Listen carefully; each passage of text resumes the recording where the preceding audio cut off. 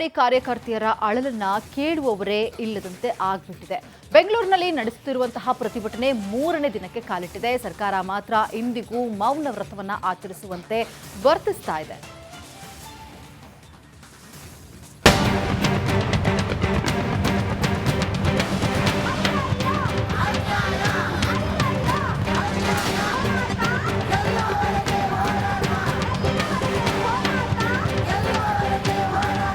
ಯಾರಿಗೆ ಏನಾದ್ರೂ ಆಗ್ಲಿ, ಯಾರು ಏನಾದ್ರೂ ಕೇಳಲಿ, ನಮಗೇನು ಗೊತ್ತಿಲ್ಲ, ನಾವೇನೂ ನೋಡಿಲ್ಲ. ರಾಜ್ಯದಲ್ಲಿ ಇದೇ ಧಾಟಿಯಲ್ಲಿ ಕಾಂಗ್ರೆಸ್ ಆಡಳಿತ ನಡೆಸ್ತಿದೆಯಾ ಅನ್ನೋ ಪ್ರಶ್ನೆ ಉದ್ಭವಿಸಿದೆ. ಯಾಕಂದ್ರೆ ಅಂಗನವಾಡಿ ಕಾರ್ಯಕರ್ತೆಯರ ವಿಷಯದಲ್ಲಿ ಸರ್ಕಾರದ ವರ್ತನೆ ಆ ರೀತಿಯಾಗಿದೆ.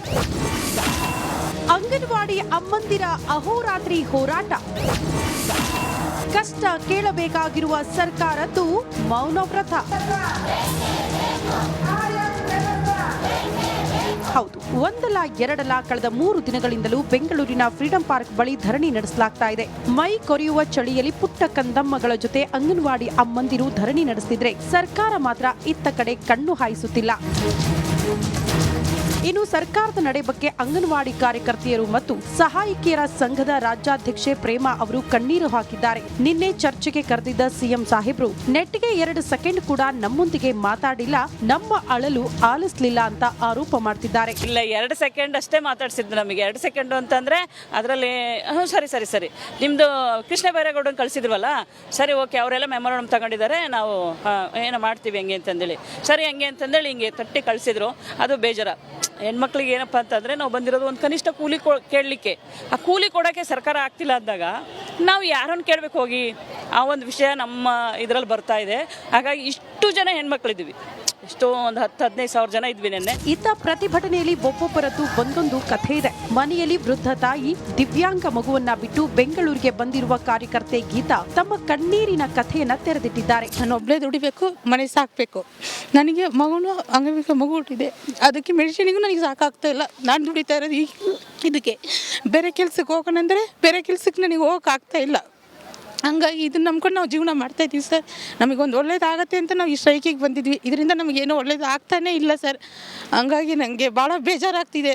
ಸರ್ಕಾರ ಏನು ನಮ್ಮನ್ನು ಪರಿಹರಿಸ್ತಾ ಇಲ್ಲ, ನಮ್ಮ ಏನಕ್ಕೂ ಇದು ಮಾಡ್ತಾ ಇಲ್ಲ ಸರ್. ಒಟ್ನಲ್ಲಿ ಅಂಗನವಾಡಿ ತಾಯಂದಿರ ನೋವು ಸರ್ಕಾರಕ್ಕೆ ಕಾಣಿಸ್ತಿಲ್ವಾ ಅನ್ನೋ ಪ್ರಶ್ನೆಗೆ ಸರ್ಕಾರವೇ ಉತ್ತರ ಕೊಡಬೇಕು. ಅನಗತ್ಯ ಗ್ಯಾರಂಟಿ ಹೊರತಾಗಿ ದುಡಿಯುವ ಕೈಗಳಿಗೆ ಸೂಕ್ತ ಸಂಬಳ ಕೊಡುವುದನ್ನ ಕಲಿಯಬೇಕಿದೆ.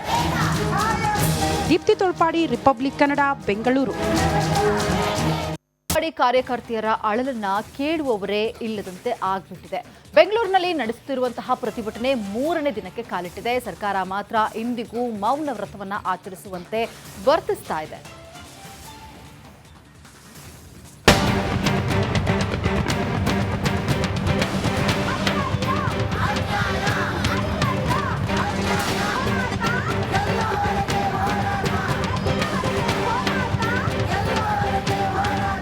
ಯಾರಿಗೆ ಏನಾದ್ರೂ ಆಗ್ಲಿ, ಯಾರು ಏನಾದ್ರೂ ಕೇಳಲಿ, ನಮಗೇನು ಗೊತ್ತಿಲ್ಲ, ನಾವೇನೂ ನೋಡಿಲ್ಲ. ರಾಜ್ಯದಲ್ಲಿ ಇದೇ ಧಾಟಿಯಲ್ಲಿ ಕಾಂಗ್ರೆಸ್ ಆಡಳಿತ ನಡೆಸ್ತಿದೆಯಾ ಅನ್ನೋ ಪ್ರಶ್ನೆ ಉದ್ಭವಿಸಿದೆ. ಯಾಕಂದ್ರೆ ಅಂಗನವಾಡಿ ಕಾರ್ಯಕರ್ತೆಯರ ವಿಷಯದಲ್ಲಿ ಸರ್ಕಾರದ ವರ್ತನೆ ಆ ರೀತಿಯಾಗಿದೆ. ಅಂಗನವಾಡಿ ಅಮ್ಮಂದಿರ ಅಹೋರಾತ್ರಿ ಹೋರಾಟ, ಕಷ್ಟ ಕೇಳಬೇಕಾಗಿರುವ ಸರ್ಕಾರದ್ದು ಮೌನವ್ರತ.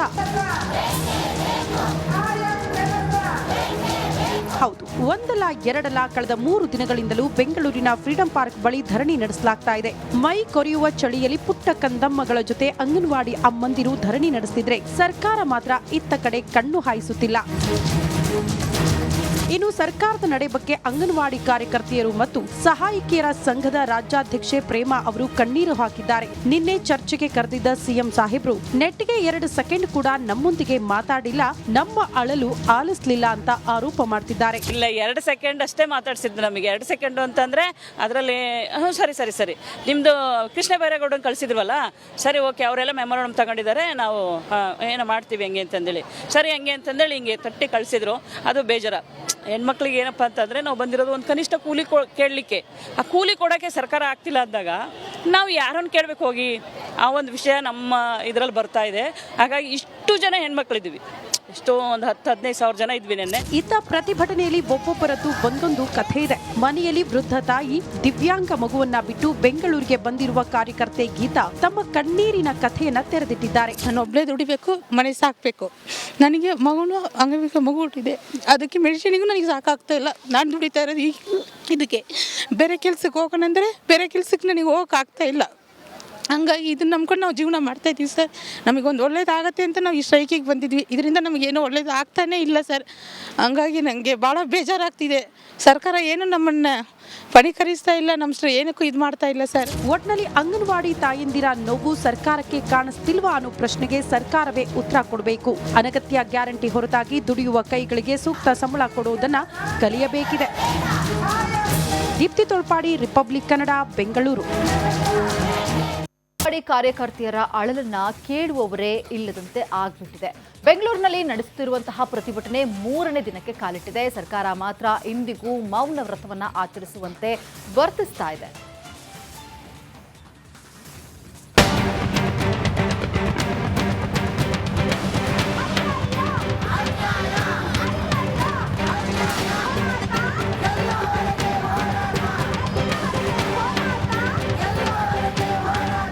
ಯಾರಿಗೆ ಏನಾದ್ರೂ ಆಗ್ಲಿ, ಯಾರು ಏನಾದ್ರೂ ಕೇಳಲಿ, ನಮಗೇನು ಗೊತ್ತಿಲ್ಲ, ನಾವೇನೂ ನೋಡಿಲ್ಲ.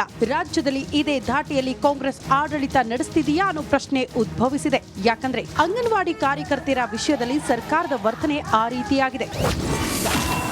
ಅಂಗನವಾಡಿ ಅಮ್ಮಂದಿರ ಅಹೋರಾತ್ರಿ ಹೋರಾಟ, ಕಷ್ಟ ಕೇಳಬೇಕಾಗಿರುವ ಸರ್ಕಾರದ್ದು ಮೌನವ್ರತ. ಹೌದು, ಒಂದಲ್ಲ ಎರಡಲ್ಲ ಕಳೆದ 3 ದಿನಗಳಿಂದಲೂ ಬೆಂಗಳೂರಿನ ಫ್ರೀಡಂ ಪಾರ್ಕ್ ಬಳಿ ಧರಣಿ ನಡೆಸಲಾಗ್ತಾ ಇದೆ. ಮೈ ಕೊರೆಯುವ ಚಳಿಯಲ್ಲಿ ಪುಟ್ಟ ಕಂದಮ್ಮಗಳ ಜೊತೆ ಅಂಗನವಾಡಿ ಅಮ್ಮಂದಿರು ಧರಣಿ ನಡೆಸ್ತಿದ್ರೆ ಸರ್ಕಾರ ಮಾತ್ರ ಇತ್ತ ಕಡೆ ಕಣ್ಣು ಹಾಯಿಸುತ್ತಿಲ್ಲ. ಇನ್ನು ಸರ್ಕಾರದ ನಡೆ ಬಗ್ಗೆ ಅಂಗನವಾಡಿ ಕಾರ್ಯಕರ್ತೆಯರು ಮತ್ತು ಸಹಾಯಕಿಯರ ಸಂಘದ ರಾಜ್ಯಾಧ್ಯಕ್ಷೆ ಪ್ರೇಮಾ ಅವರು ಕಣ್ಣೀರು ಹಾಕಿದ್ದಾರೆ. ನಿನ್ನೆ ಚರ್ಚೆಗೆ ಕರೆದಿದ್ದ ಸಿಎಂ ಸಾಹೇಬ್ರು ನೆಟ್ಗೆ 2 ಸೆಕೆಂಡ್ ಕೂಡ ನಮ್ಮೊಂದಿಗೆ ಮಾತಾಡಿಲ್ಲ, ನಮ್ಮ ಅಳಲು ಆಲಿಸಲಿಲ್ಲ ಅಂತ ಆರೋಪ ಮಾಡ್ತಿದ್ದಾರೆ. ಇಲ್ಲ, 2 ಸೆಕೆಂಡ್ ಅಷ್ಟೇ ಮಾತಾಡ್ಸಿದ್ದು ನಮಗೆ. 2 ಸೆಕೆಂಡ್ ಅಂತಂದ್ರೆ ಅದರಲ್ಲಿ ಸರಿ ನಿಮ್ದು ಕೃಷ್ಣ ಬೈರೇಗೌಡನ್ ಕಳಿಸಿದ್ರವಲ್ಲ, ಸರಿ ಓಕೆ, ಅವರೆಲ್ಲ ಮೆಮೊರಾಂಡಮ್ ತಗೊಂಡಿದ್ದಾರೆ, ನಾವು ಏನೋ ಮಾಡ್ತೀವಿ ಹಂಗೆ ಅಂತಂದೇಳಿ, ಸರಿ ಹಂಗೆ ಅಂತಂದೇಳಿ ಹಿಂಗೆ ತಟ್ಟಿ ಕಳಿಸಿದ್ರು. ಅದು ಬೇಜಾರ. ಹೆಣ್ಮಕ್ಳಿಗೆ ಏನಪ್ಪ ಅಂತಂದರೆ ನಾವು ಬಂದಿರೋದು ಒಂದು ಕನಿಷ್ಠ ಕೂಲಿ ಕೇಳಲಿಕ್ಕೆ, ಆ ಕೂಲಿ ಕೊಡೋಕ್ಕೆ ಸರ್ಕಾರ ಆಗ್ತಿಲ್ಲ ಅಂದಾಗ ನಾವು ಯಾರನ್ನು ಕೇಳಬೇಕು ಹೋಗಿ? ಆ ಒಂದು ವಿಷಯ ನಮ್ಮ ಇದರಲ್ಲಿ ಬರ್ತಾ ಇದೆ. ಹಾಗಾಗಿ ಇಷ್ಟು ಜನ ಹೆಣ್ಮಕ್ಳಿದ್ದೀವಿ, ಎಷ್ಟೋ ಒಂದು 10-15 ಸಾವಿರ ಜನ ಇದ್ವಿ ನೆನ್ನೆ. ಇತ್ತ ಪ್ರತಿಭಟನೆಯಲ್ಲಿ ಒಬ್ಬೊಬ್ಬರದ್ದು ಒಂದೊಂದು ಕಥೆ ಇದೆ. ಮನೆಯಲ್ಲಿ ವೃದ್ಧ ತಾಯಿ ದಿವ್ಯಾಂಗ ಮಗುವನ್ನ ಬಿಟ್ಟು ಬೆಂಗಳೂರಿಗೆ ಬಂದಿರುವ ಕಾರ್ಯಕರ್ತೆ ಗೀತಾ ತಮ್ಮ ಕಣ್ಣೀರಿನ ಕಥೆಯನ್ನ ತೆರೆದಿಟ್ಟಿದ್ದಾರೆ. ನಾನು ಒಬ್ಬಳೇ ದುಡಿಬೇಕು, ಮನೆ ಸಾಕಬೇಕು. ನನಗೆ ಅಂಗವಿಕಲ ಮಗು ಹುಟ್ಟಿದೆ, ಅದಕ್ಕೆ ಮೆಡಿಸಿನಿಗೂ ನನಗೆ ಸಾಕಾಗ್ತಾ ಇಲ್ಲ. ನಾನು ದುಡಿತಾ ಇರೋದು ಇದಕ್ಕೆ. ಬೇರೆ ಕೆಲ್ಸಕ್ಕೆ ಹೋಗೋಣಂದರೆ ಬೇರೆ ಕೆಲ್ಸಕ್ಕೆ ನನಗೆ ಹೋಗೋಕ್ಕಾಗ್ತಾ ಇಲ್ಲ. ಹಂಗಾಗಿ ಇದನ್ನ ನಂಬ್ಕೊಂಡು ನಾವು ಜೀವನ ಮಾಡ್ತಾಯಿದ್ದೀವಿ ಸರ್. ನಮಗೊಂದು ಒಳ್ಳೇದಾಗತ್ತೆ ಅಂತ ನಾವು ಈ ಸ್ಟ್ರೈಕಿಗೆ ಬಂದಿದ್ವಿ. ಇದರಿಂದ ನಮಗೇನೋ ಒಳ್ಳೇದು ಆಗ್ತಾನೇ ಇಲ್ಲ ಸರ್. ಹಂಗಾಗಿ ನನಗೆ ಭಾಳ ಬೇಜಾರಾಗ್ತಿದೆ. ಸರ್ಕಾರ ಏನು ನಮ್ಮನ್ನು ಪರಿಕರಿಸ್ತಾ ಇಲ್ಲ, ನಮ್ಮ ಏನಕ್ಕೂ ಇದು ಮಾಡ್ತಾ ಇಲ್ಲ ಸರ್. ಒಟ್ನಲ್ಲಿ ಅಂಗನವಾಡಿ ತಾಯಂದಿರ ನೋವು ಸರ್ಕಾರಕ್ಕೆ ಕಾಣಿಸ್ತಿಲ್ವಾ ಅನ್ನೋ ಪ್ರಶ್ನೆಗೆ ಸರ್ಕಾರವೇ ಉತ್ತರ ಕೊಡಬೇಕು. ಅನಗತ್ಯ ಗ್ಯಾರಂಟಿ ಹೊರತಾಗಿ ದುಡಿಯುವ ಕೈಗಳಿಗೆ ಸೂಕ್ತ ಸಂಬಳ ಕೊಡುವುದನ್ನ ಕಲಿಯಬೇಕಿದೆ. ದೀಪ್ತಿ ತೊಳ್ಪಾಡಿ, ರಿಪಬ್ಲಿಕ್ ಕನ್ನಡ, ಬೆಂಗಳೂರು. ಕಾರ್ಯಕರ್ತೆಯರ ಅಳಲನ್ನ ಕೇಳುವವರೇ ಇಲ್ಲದಂತೆ ಆಗ್ಬಿಟ್ಟಿದೆ. ಬೆಂಗಳೂರಿನಲ್ಲಿ ನಡೆಸುತ್ತಿರುವಂತಹ ಪ್ರತಿಭಟನೆ 3ನೇ ದಿನಕ್ಕೆ ಕಾಲಿಟ್ಟಿದೆ. ಸರ್ಕಾರ ಮಾತ್ರ ಇಂದಿಗೂ ಮೌನ ವ್ರತವನ್ನ ಆಚರಿಸುವಂತೆ ವರ್ತಿಸ್ತಾ ಇದೆ.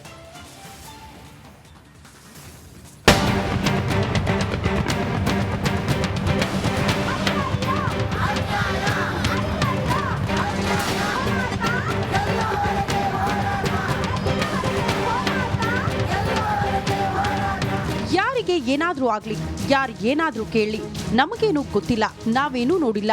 ರಾಜ್ಯದಲ್ಲಿ ಇದೇ ಧಾಟಿಯಲ್ಲಿ ಕಾಂಗ್ರೆಸ್ ಆಡಳಿತ ನಡೆಸ್ತಿದೆಯಾ ಅನ್ನೋ ಪ್ರಶ್ನೆ ಉದ್ಭವಿಸಿದೆ. ಯಾಕಂದ್ರೆ ಅಂಗನವಾಡಿ ಕಾರ್ಯಕರ್ತೆಯರ ವಿಷಯದಲ್ಲಿ ಸರ್ಕಾರದ ವರ್ತನೆ ಆ ರೀತಿಯಾಗಿದೆ.